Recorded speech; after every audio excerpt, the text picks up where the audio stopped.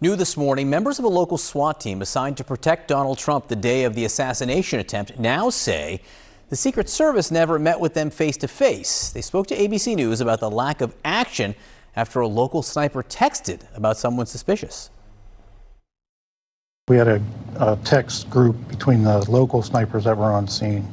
I had sent those pictures out to that group and advised them of what I noticed and what I'd seen. What do you think is transpiring once you send in what you've sent in? I assumed that there would be somebody coming out to, speak with this individual or, find out what's going on. My friend Aaron Katersky there. Text messages also reveal that the issue of the gunman was raised nearly 90 minutes before shots were fired at the former president. CNN's Zach Cohen here with the latest this morning. Zach, what are you learning?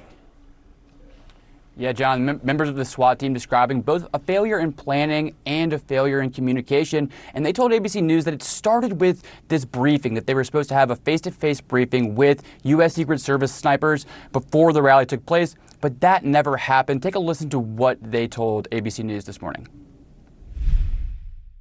We were supposed to get a face-to-face briefing with the Secret Service snipers whenever they arrived, and that never happened.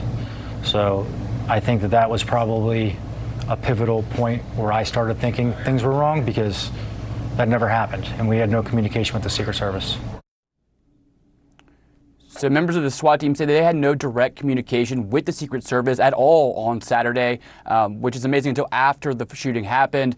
That includes warnings that they picked up and they were talking about amongst themselves about this suspicious individual who would turn out to be the would-be assassin, that were raised hours in a group text with just the local snipers in it about 90 minutes before the rally took place. I want to read some of these text messages. They were obtained by Chuck Grassley, the Republican senator from Iowa, who is investigating the shooting at Trump's rally. One of them in particular at 4:26 p.m. Again, this is over an hour and a half before the rally started. One of the local snipers texts, "Kid learning around building we are in," a little typo there. "I did see him with a rangefinder looking towards stage. FYI, if you want to notify SS snipers to look out, I lost sight of him."